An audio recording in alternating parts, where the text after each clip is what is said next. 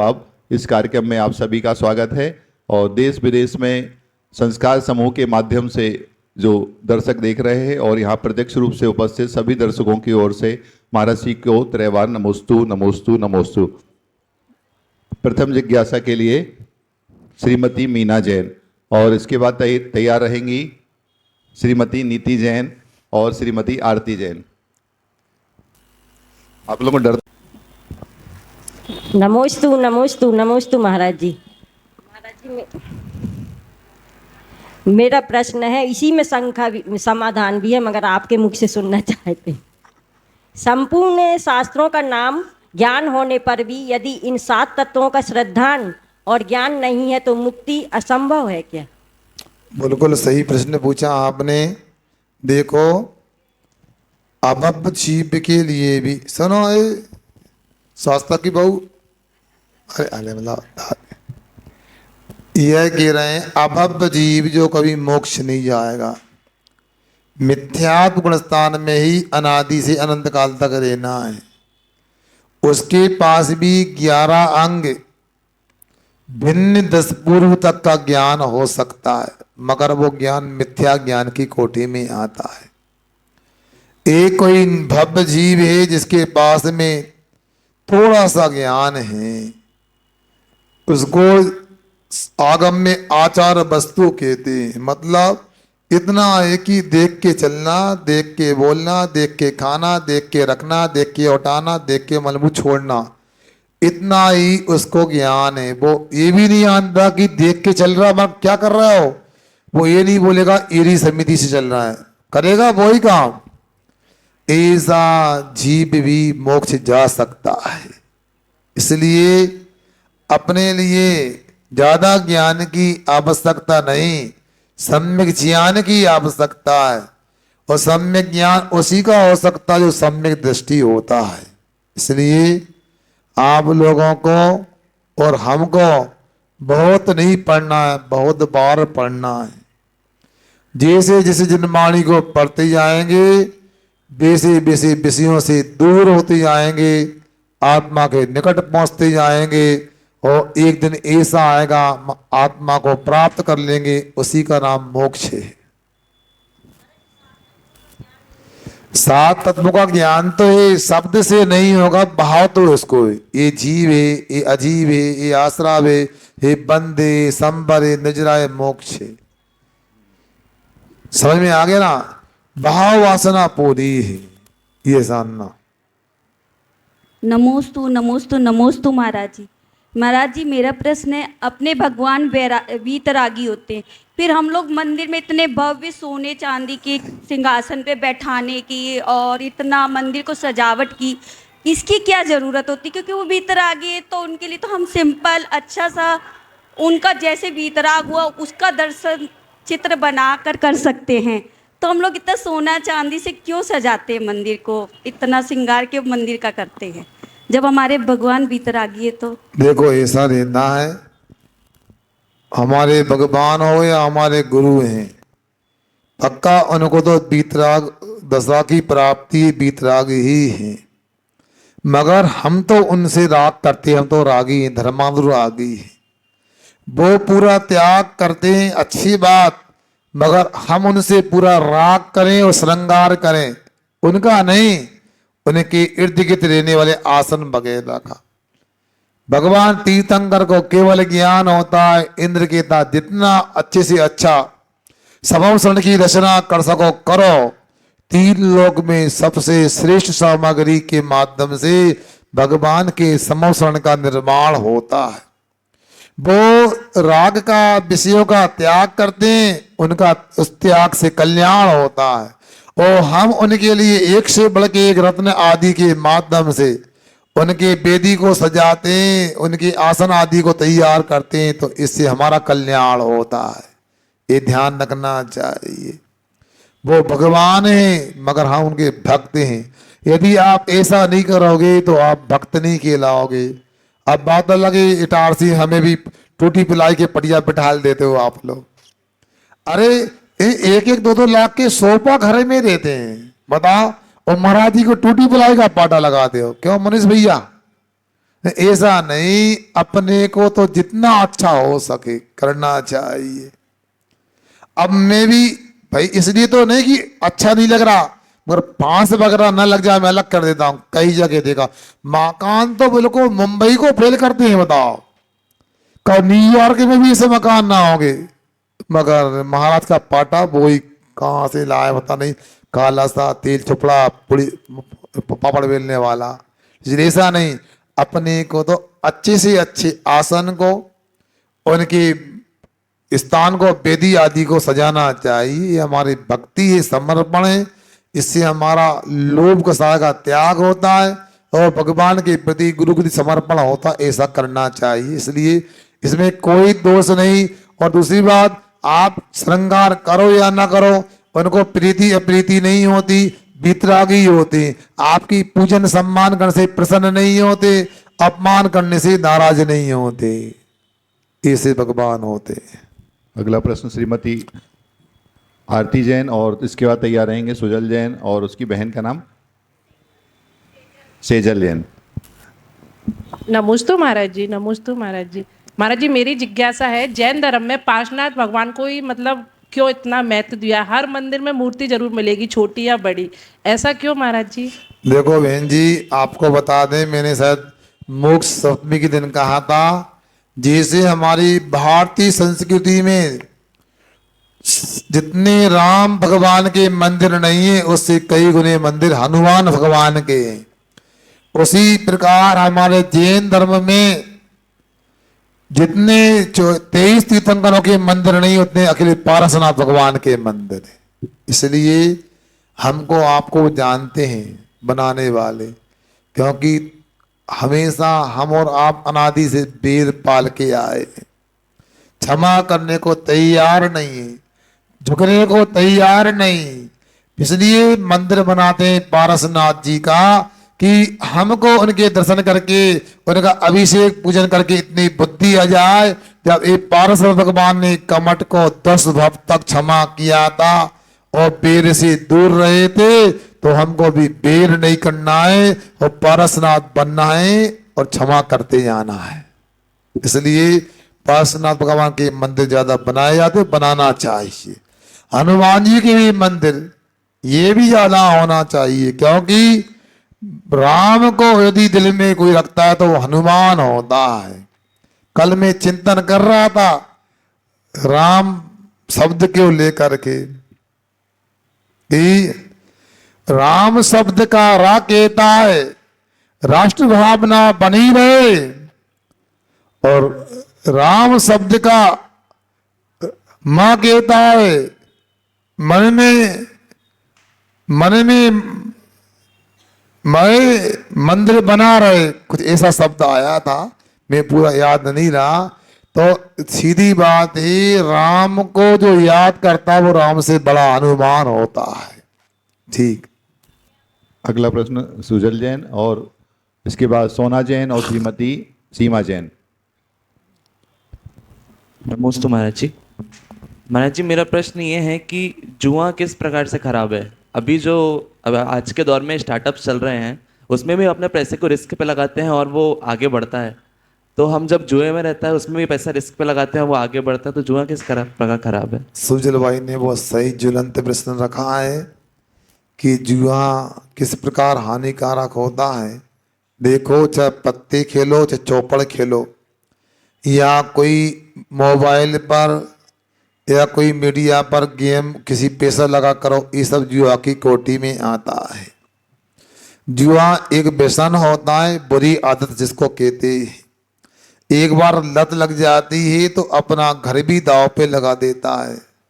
घर पर दांव क्या, अपनी पत्नी को भी दांव पे लगा देता है।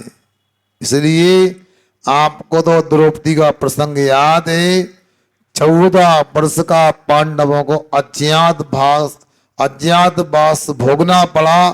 इसलिए जुआ अपने जीवन को, अपने परिवार को बर्बाद तो करता ही करता है, और परलोक में जुआ खेलने वाले को नरक जैसी दुर्गति की प्राप्ति होती है।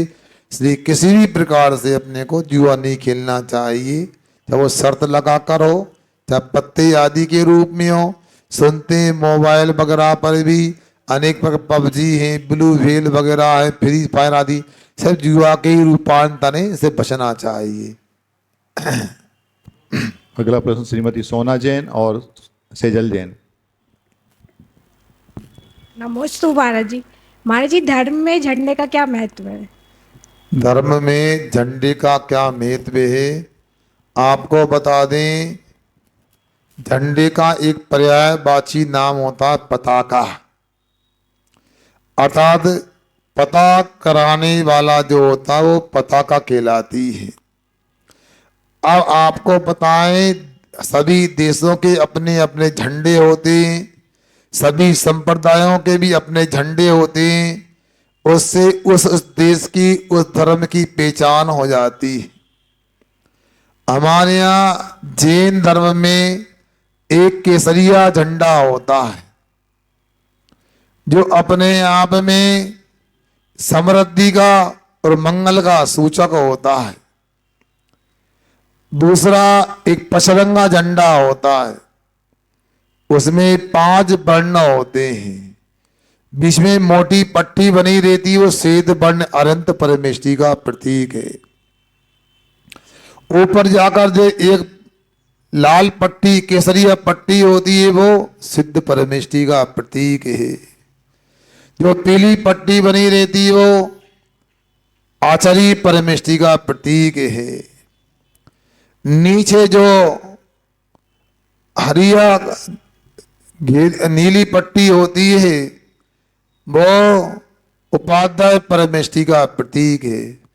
बिल्कुल नीचे घेरी नीली या काली होती पट्टी वो साधु परमेष्टि की प्रतीक है।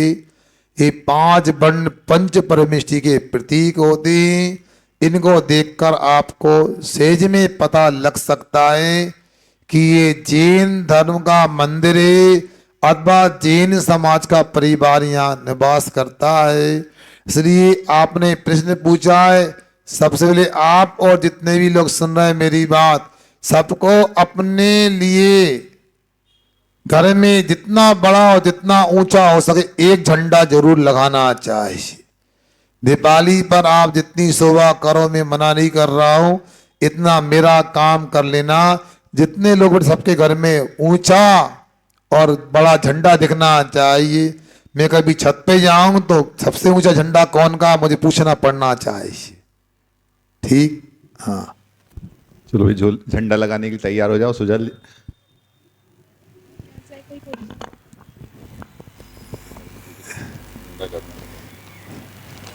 नमोस्तु नमोस्तु नमोस्तु महाराज जी।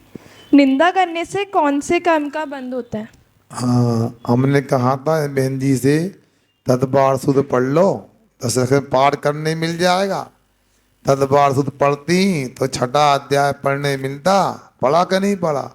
पढ़ा था। उसमें एक सूत्र आता है, परात निंदा प्रशंसे सतसत गुण छात्र भाव नहीं चा नीचे गोत्रस्य। दूसरों की निंदा करना, अपनी प्रशंसा करना, दूसरे के मौजूद गुणों को छिपाना और अपने गैर मौजूद गुणों को उद्घाटित करना, ये नीच गोत्र के आश्रव का कारण है, आश्रव के प्रत्यय है। जब भी दूसरे की निंदा होगी तो ये निश्चित मानना नीचे गोत्र को प्राप्त करने की, आश्रव बंद करने की हम तैयारी कर रहे हैं। और जितना खतरनाक दूसरे की बुराई निंदा करना है, उतना ही खतरनाक अपनी प्रशंसा करना है। जितना खतरनाक दूसरे के मौजूद गुणों को छुपाना है, उतना ही खतरनाक अपने गैर मौजूद गुणों को बखान करना है। इसे नीच गोत्र का आश्रय बंद होता है। क्या चाहती हो, नीच गोत्र क्या उच्च गोत्र? तो उसके विपरीत होगा। तद विपर्यो विद्युत से कहो चतुरस्य, अगला सूत्र आता है। इसके विपरीत अर्थात पर की प्रशंसा करो, अपनी निंदा करो, अपने मौजूद गुणों को छुपाओ और पर के गिर मौजूद गुणों को उद्धृत करो और अनुत्सेक और नम्र वृत्ति रखो। हाँ, क्या करना? नीची वृत्ति रखो, तो इससे उच्च गोत्र का आश्रय बंद होता है। समझ में आ गया? और इसके बाद में यदि आपको ये समझ में आए, अच्छी बात है। एक बात हो रही, उच्चैर गोत्रम प्रणते। हाँ, मुनियों में नमस्कार करना, प्रणाम करना, इससे उच्च गोत्र का आश्रय बंद होता है।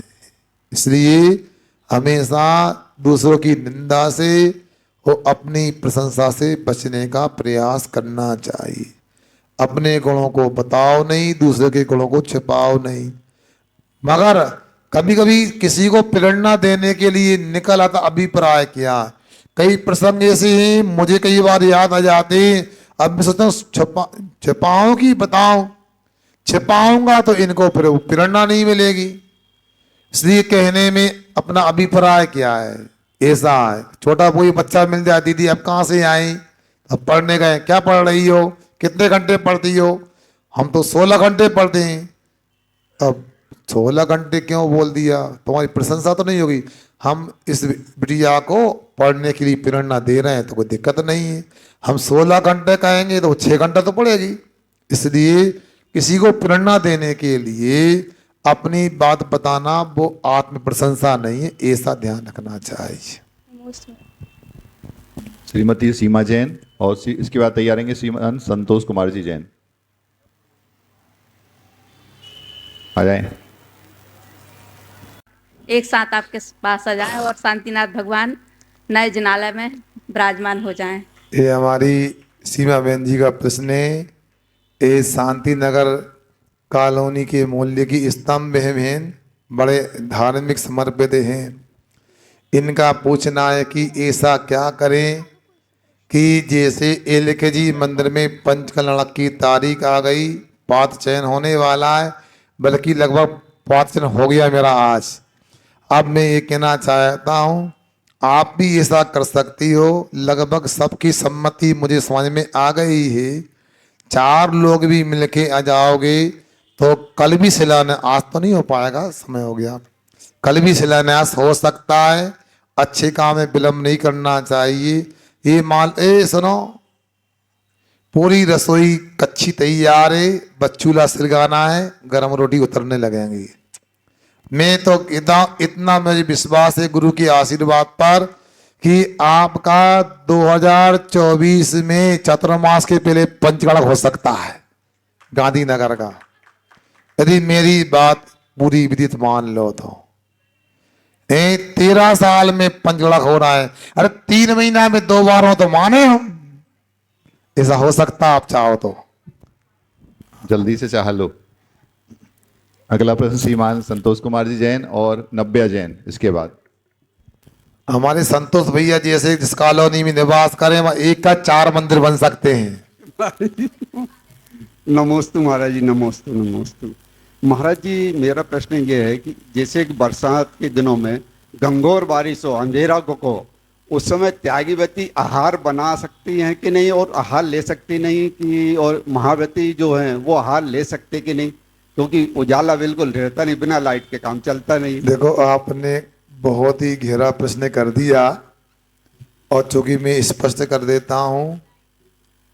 कौन बोल रहा हो? हम ये कह रहे हैं आपसे, आप लोग करोड़ों रुपए खर्च करते हो अपने मकान बनवाने में, थोड़ा सा आप लोग इसका ध्यान रखो कि रसोई घर कहाँ बनाना है अपने लिए। सामान्य दिनों में बादल नहीं होते, बरसात तो उजाला पर्याप्त मिल जाता है। अब यदि वर्षा काले घेरा अंधेरा छाया है, बादल है, फिर भी इतना अंधेरा तो नहीं होता कि कुछ भी ना दिखे, तो आपको ऐसे या तो कोई सही दिशा देख करके कमरा बनवाओ, उसमें कोई ऐसी व्यवस्था हो कि पानी अंदर नहीं आए, शेड वगैरह बन जाए, छाया हो जाए। कांच आदि के माध्यम से भी उसका प्रबंध कर सकते हैं, पानी नहीं आए और उजाला पर्याप्त आए। सुन रहे ना आप? और इतना तो ध्यान रखो, यदि मान लो आप घर में अन्यत्र प्रकाश प्रकृति का नहीं है, मां कुछ भी करो आप जानो, रसोई घर में तो प्रकृति का ही प्रकाश होना चाहिए। वास्तु शास्त्र में चौके को आग्नेय दिशा में क्यों बनाने को कहा?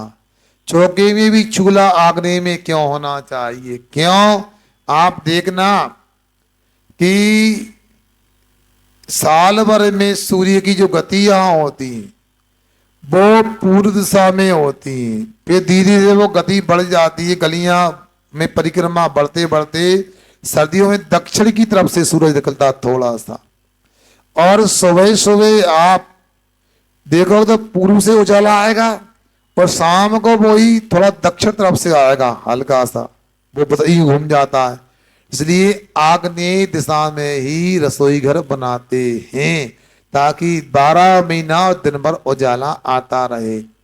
आपका हम लाइट जला के बना लें, लाइट जला के बनाओगे तो जीवों की उत्पत्ति हो जाएगी और आपको हिंसा का दोष लगेगा, रसोई घर प्रासुक नहीं हो पाएगा।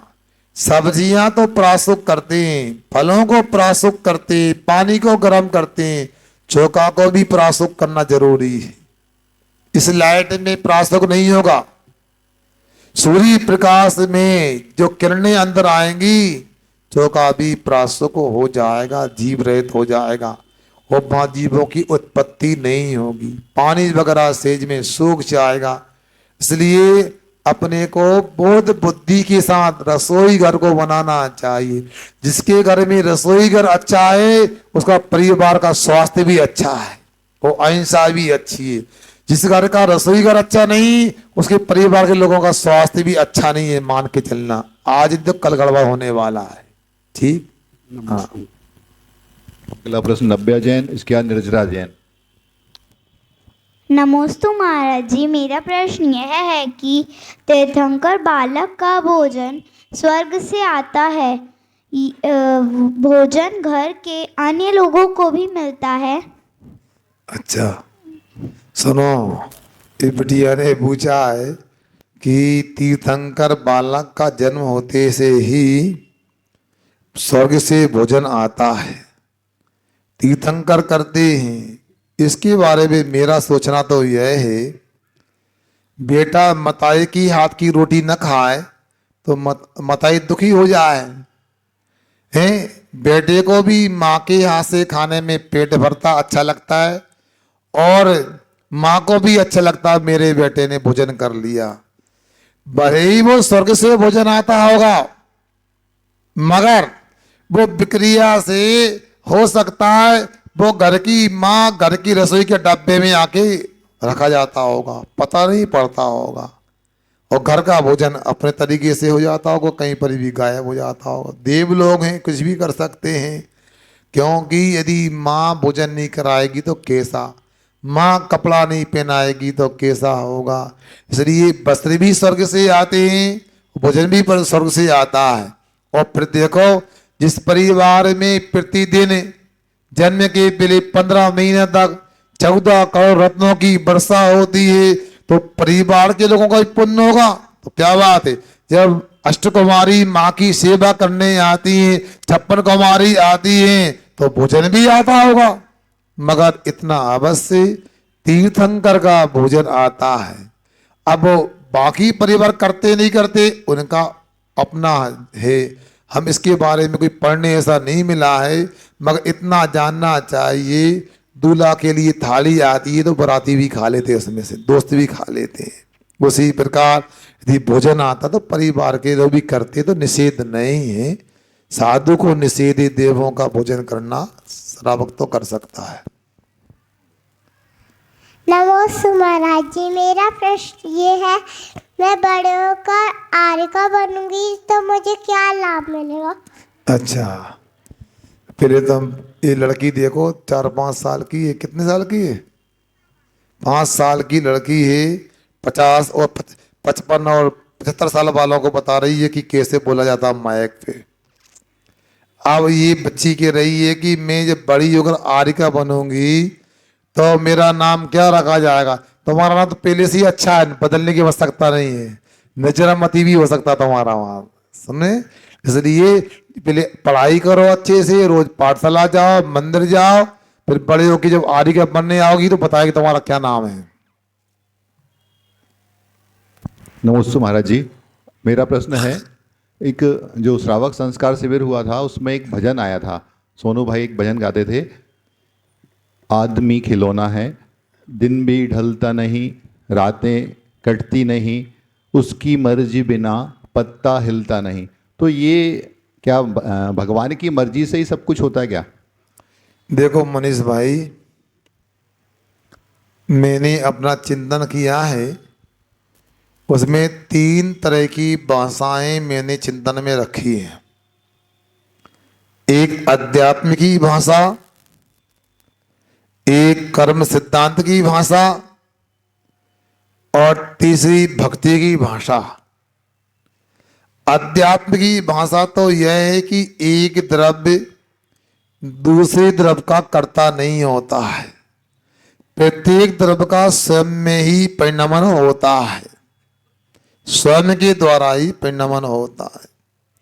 कर्म सिद्धांत की भाषा यह है, पुण्य कर्म के माध्यम से इष्ट सामग्री का संयोग होता है और पाप कर्म के माध्यम से अनिष्ट सामग्री का संयोग होता है। एक कर्म सिद्धांत की भाषा हो गई। जैसी करनी वैसी भरनी, ऐसा भी समझ सकते। तीसरी भक्ति की भाषा होती है, उसमें भगवान का भक्त भगवान को कर्ता भी कहता है, भक्ति की अपेक्षा से निषेध भी नहीं है। आप भी पूजन में अर्घ्य चढ़ाते हो, पूजन करते हो, पार्श्वनाथ देव सेवे आपकी करूं सना, दीजिए निवास मोक्ष। हाँ, तब मंदिर न जाओ, भगवान भूले तो मान लाने। ये भगवान की भक्ति में भक्त कहता है कि भगवान मैं आपकी सेवा करता हूं, आप मुझे मोक्ष में निवास दीजिए। क्या कभी भूलना नहीं मेरे लिए? हाँ, तुम भूल जाओ, हमें याद रखे तो मान लाने हैं। अरे ऐसा थोड़ी, यदि आप भगवान से कह रहे हैं हमें याद रखना, तो पहले आप याद भगवान को रखो। आप भगवान को याद रखो, याद न रखो, भगवान तो आपको प्रति समय याद रखते हैं, क्योंकि उनके केवल ज्ञान में अनंतानंद द्रव्य गुण पर्याय झलकते हैं, तो आप भी झलकते हैं। ठीक है ना? ऐसा अपेक्षा से मां कथन किया है, निषेध नहीं कर सकते। एकांत से ऐसा नहीं हो सकता। हमारे यहाँ भगवान बीतरागी होते हैं, ना किसी से कुछ लेते हैं ना किसी को देते हैं, मगर उनकी भक्ति करने से हमारे ऐसे पुण्य कर्म का आश्रय बंद होता है, तो हमारा भी भगवान की निमित्त से काम हो जाता है। अगली जिज्ञासा और कोई? श्रीमती ज्योति जैन। वकील साहब देना। नमस्कार जी। पहले तो मैं इस बेटे का प्रश्न का थोड़ा सा जवाब देना चाहूँगा। इसने जो मोबाइल पर व्हाट्सएप पर जो आते हैं, एक सामान्य सी बात है, जो आपको खिलाता है वो खुद अपने लाभ के लिए खिलाता है, आपके लाभ के लिए नहीं खिलाता है। जितने भी खेल हैं, खिलाने वाला अपने लाभ के लिए खिलाता है, तो आपको लाभ तो होगा ही नहीं, आपको दिखता है कि लाभ होगा। इसलिए इन सब से बचना चाहिए और तभी जुए की श्रेणी में आते हैं। दूसरी चीज़ ये महाराज जी, मैंने कल सुबह आपके दर्शन किए थे आदिनाथ जिनालय में, लेकिन आपके चरण स्पर्श नहीं किए थे क्योंकि मुझे अभिषेक करना था। तो क्या अभिषेक करने के पूर्व गुरुओं के चरण छू सकते हैं या नहीं छू सकते हैं? हालांकि आपने मेरी शंका समाधान कर दी थी, लेकिन मैं ये चाहता हूँ कि सब लोगों की जानकारी में ये बात आए। नमस्ते महाराज जी। देखो ऐसा है, एक बार में एक काम करना चाहिए। जब भगवान का अभिषेक करने जा रहे हैं, तो मैं समझता हूँ हम जैसे मुनि राजों के चरण छूते हो, तो भगवान के प्रति जो शुद्धि होना चाहिए, समर्पण होना चाहिए, उसमें कमी लगती है। इसलिए अभिषेक पूजन कर लो, फिर बाद में मुनिराज हैं, उनके चरणों को स्पर्श कर लो। मैंने शायद आपको एक बात बताई थी, आप लोग भूल जाते हैं। आज तक चौके में समस्या रहती है मेरे साथ में। मैं अभी तो कोई तेल वगैरह पैर में लगवाता नहीं हूँ, लगवा इटारसी में शायद कभी ध्यान नहीं लगवाया हो, 1-2 बार लगा होगा। अब रात में आपने पैर में तेल लगा दिए, सुबह में जंगल गया, धूल लग गई ना। अब साबुन सोडा का उपयोग तो करना नहीं हमें। अब क्या हुआ, चौके में गया, आपने अच्छे से रगड़ के चलना ने की रजती प्यारी पढ़ा थे ना, आपने रगड़ दिए पैर। अब इसके बाद में वो मेल सूख गया, फिर पूजा के बाद थोड़ा सा लगा, फूल गया मेल। रोटी का गिलास लिया, ऐसा किया, इधर का मेल इस पल्ले में रोटी में, इसका इसमें, चरण कमलों की रज कर कमलों में। हमारी कीचड़ हमको दे दी तुमने चौका में। इसलिए आप लोगों को ऐसा नहीं, महाराज के पैरों में कीचड़ वगैरह मेल वगैरह हो सकता है, तेल वगैरह धूल के संयोग से। श्री भगवान की प्रतिमा का अभिषेक करना है, दूर से नमोस्तु कर लो। यदि महाराज मंदिर के बाहर हैं, मंदिर के अंदर कोई जरूरी नमोस्तु करें, आप पहले अभिषेक की क्रिया करो, अभिषेक करो, सांद्र का पूजन करो, बाद में अच्छे से महाराज के चरण स्पर्श करो। ये विधि रखना चाहिए, विवेक से काम करोगे तो समझदारी। चौके में भी आज तक मुझे बोलना पड़ा कि भी पैर मत छुओ, ऊपर से जल धारो। तो ये तो बहुत ज्यादा है, 4.5 महीना हो गए, होने वाले नहीं। अब 5 महीने में कुछ दिन बचे हैं हमारे लिए। हाँ, ऐसे क्या कर रहे हैं, कैलेंडर देखो तो सुन रहे हैं। यदि आपसे हमारा कहना है, इन बातों को सुनना अकेला नहीं, आचरण में लाओ, लोगों को समझाओ तो बात बनेगी। हाँ, आखिरी आ जाओ ज्योति चाची, आ जाओ। अभी परों के दिन आए हो महाराज जी, परों के दिन आए हो, अभी कहाँ 5 महीना हो गए। अच्छा, परों आए। अच्छा, परों अच्छा। नमस्ते महाराज श्री। पर तो ओढ़ने के लिए होते हैं। हाँ महाराज श्री, वो मंगल द्रव्य में पंखा आया है, तो पंखे का मतलब क्या वो है, मंगल द्रव्य में पंखा? देखो ऐसा है, 8 मंगल द्रव्य होते हैं, उनमें कलश से झारी, छत से चमर, स्वास्तिक थोना और दर्पण और पंखा, ये 8 मंगल द्रव्य होते हैं। ये अचेतन मंगल माने जाते हैं। चेतन मंगल भी हाथी घोड़ा आदि होते, मुनिराज होते हैं। अब इनमें क्या मंगल है, इसको तो कहीं ऐसा पढ़ने नहीं मिला है। इतना अवश्य दर्पण केवल ज्ञान का प्रतीक मान करके चले हम। वैसे पंखा है, जैसे पंखे से हम सुनो हम धूल आदि को उड़ाते हैं, वैसे कर्मों की धूल को उड़ाने का प्रतीक ये पंखा माना जाता है। ऐसा मान ले तो मैं समझता हूँ मंगल द्रव्य के रूप में संतुष्ट आपको सार्थक दिखने लगेगा।